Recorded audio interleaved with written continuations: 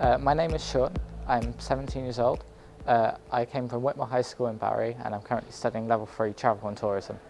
I came to Cardiff and Vale College because I knew that I wanted to study a course that would help me get to the future job or career that I aspire to, and it was just the best opportunity that was available to me.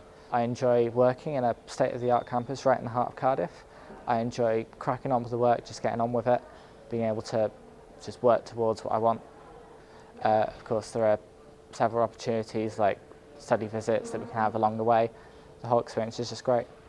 So I know there's a lot of help available to me. There's people I can speak to. There are programs like the Career Ready program. My tutors have got lots of experience in the workplace, so they are able to help me out. I wouldn't say there's been a particular highlight of my time in college. I've just enjoyed the entire experience overall.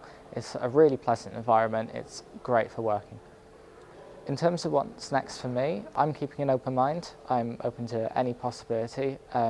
Ideally, I would like to go on to work in the rail industry, but I'm quite happy to take whatever opportunity comes my way.